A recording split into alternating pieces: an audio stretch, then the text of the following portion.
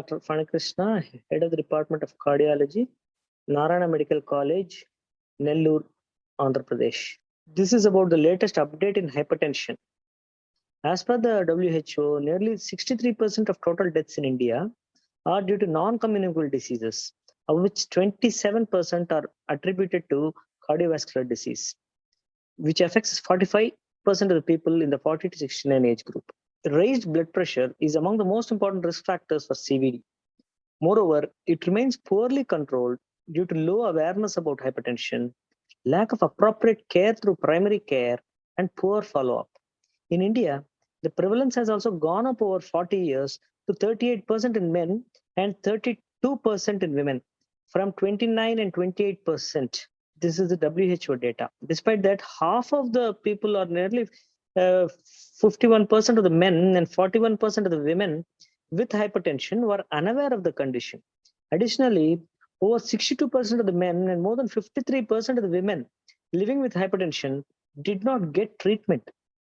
Medication was used to control blood pressure in fewer than 1 in 5 men and 1 in 4 women with hypertension worldwide, according to a Lancet study. The International Society of Hypertension has released the ISH 2020 Global Hypertension Practice Guidelines. The inclusion of optimal and essential treatment paradigms attempts to address the issue that in resource-poor settings. Optimal care refers to evidence-based standard of care, and whereas essential standards refer to minimum standards of care to allow specification of essential standards of care for low-resource settings. The ACC-AHA has released a scientific statement in 2021 offering new guidance for management of stage 1 hypertension among patients with low atherosclerotic cardiovascular disease risk. Among low-risk adults, that is with a CVD risk of less than 10% in 10 years, with stage 1 hypertension, that is a systolic BP of 130 to 139 by 80 to 89 millimeters mercury, management starts with a non-pharmacological therapy. If blood pressure remains uncontrolled at 3 to 6 months, consider starting pharmacological therapy. Acute respiratory distress syndromes is a potentially fatal condition involving lung damage, and experts often associate with severe COVID-19. A recent study which appears in the Journal of American College of Cardiology reports that metoprolol can reduce lung inflammation and improve respiratory function in people with COVID-19 induced ARDS.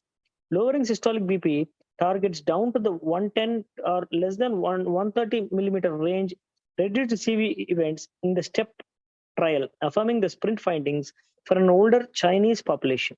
Among some 8,500 patients aged 60 to 80 in China, the intensive target trimmed 26% of the composite cardiovascular risk. Findings from now a second major trial supporting a lower target could unite the guidelines, which even among US professional societies ranged from thresholds of 130 to 150. With regard to the prognostic value of ambulatory blood pressure monitoring and nighttime blood pressure, the 2018 European guidelines on the management of arterial hypertension recommend that the diagnosis of hypertension measurements, but also an out-of-office measurements such as ABPM or home BP monitoring, 24-hour and nighttime BP measurements were associated with greater risk of mortality and a composite of cardiovascular outcome. Thus, they may be considered as the most relevant measurements for estimating CV risk. For every 20 by 10 increment of BP measured at night, the risk of mortality increased by 23% and the risk of cardiovascular events by 36%. Most patients with hypertension require lifelong medical therapy to achieve optimal BP control.